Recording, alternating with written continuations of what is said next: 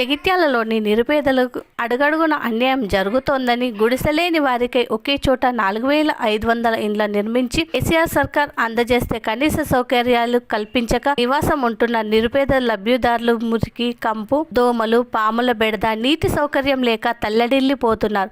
అధికారులు, ప్రజాప్రతినిధులకు చెప్పి విసిగిపోయి రోడ్డెక్కామని లబ్ధిదారులు ఆవేదన వ్యక్తం చేశారు. జరగండి, ఇంకా జరగండి, ఆ రోడ్డు ఆపండి.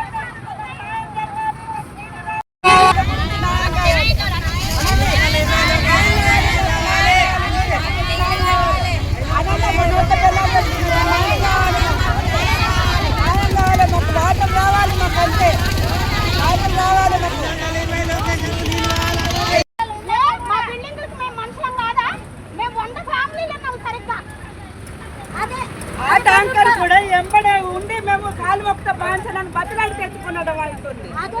అది 7 డ్రమ్ము ఇస్తలేరు వాటర్. 4 జనాభా ఎక్కువ ఉన్నారు కాబట్టి వాళ్ళ చుట్టూ తిరిగితే పనులు అయిపోతాయి.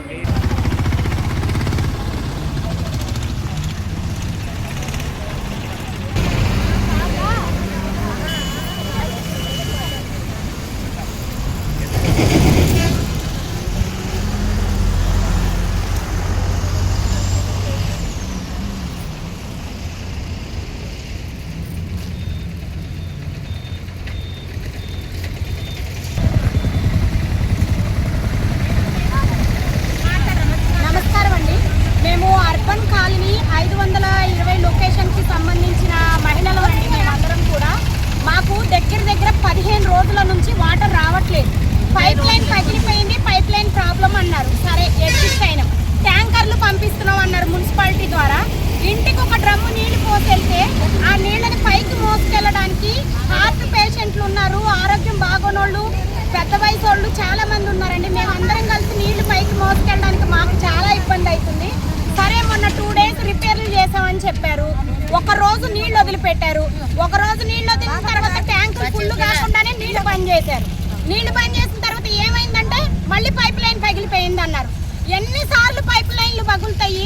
4000 సైడ్కి అంతమంది జనాభా ఉంటే వాళ్ళకు వాటర్ సరఫరా అంతా చాలా సాఫీగా జరుగుతుంది. మరి 520 లొకేషన్కే పద్దానికి పైప్ లైన్లు పగిలిపోయినాయి అని ఇప్పటికి ఇది 3వ 4వ జరుగుతుంది ప్రాబ్లము.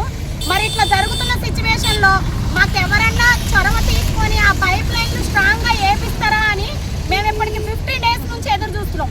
ఈ రోజు మొదలుకొని ఇంకా 10 రోజులు నీళ్లు రావట. ఈ 10 రోజులు నీళ్లు రాకపోతే మేము అందులో 100 ఫ్యామిలీల దాకా ఉంటున్నాం.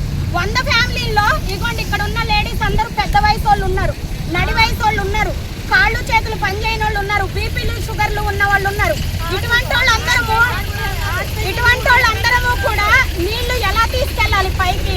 డ్రమ్ములలో పోసి వెళ్ళిపోతామనంటే ఇంటికి 2 డ్రమ్ములు అంట.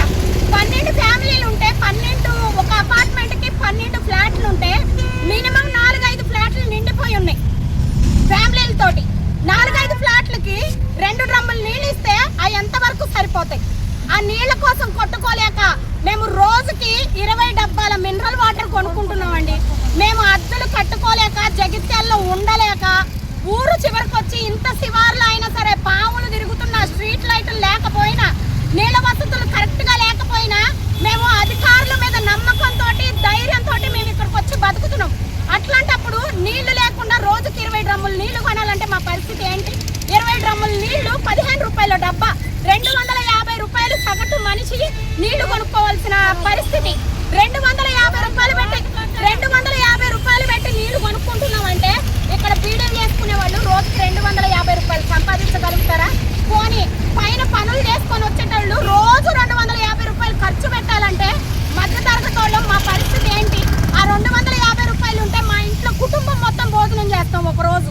మరి ఇట్లాంటి వసతులు లేకుండా మా పైప్ లైన్లు పగిలిపోయి మమ్మల్ని చాలా ఇబ్బంది పడుతున్నాం. దీనికి మాకు పరిష్కారం చేకూర్చాలని కోరుకుంటున్నాం. మాకు వాటర్ లేవని చాలా వేసుకొని వెళ్ళిపోతుండండి. ఎందుకంటే మాకు వాటర్ లేని, వాటర్ సౌలభ్యం ఎట్లుంటామండి మేము? మేము బీద వాళ్ళమైన వాటర్ కొనుక్కోవాలని కొనుక్కుంటామా సార్? మీరు కొంచెమన్నా రిక్వెస్ట్ చేయండి. అడవిలా మేము పాములనక గుట్టలనక మేము బతుకుతున్నాం సారు. మాకు వాటర్ లేదు. మాకు చిన్న పిల్లలు, గుడ్డోళ్ళు, గూనోళ్ళు, ఈ గుట్టల నడుమ మీరు ఇండ్లు ఇచ్చిర్రు, ఇచ్చిరు కానీ మాకు సైకర్యం లేదు, మాకు నీళ్లు వాటర్ వస్తలేవు. పైపులు పలిగిపోయినాయి, కలెక్షన్ చేస్తున్నారు, మళ్ళీ 2 రోజులు ఇడుస్తున్నారు. ఆ నీళ్లు కూడా సౌకర్యం మాకు అయితలేవు సారు. చేతగానోళ్ళు ఉన్నారు, కుంటోళ్ళు ఉన్నారు, గుడ్డోళ్ళు ఉన్నారు. మేము ఎక్కడన్నా ఉందామంటే మరి మీరు ఇండ్లు ఇచ్చినా కానీ మీరు ఇళ్ళల్లో ఉంటలేరు, మీ ఇండ్లు క్యాన్సల్ అవుతాయి, మీ ఇండ్లకు తాళాలు పడతాయని అంటున్నారు సారు. దయచేసి మాకు న్యాయం జరగాలి.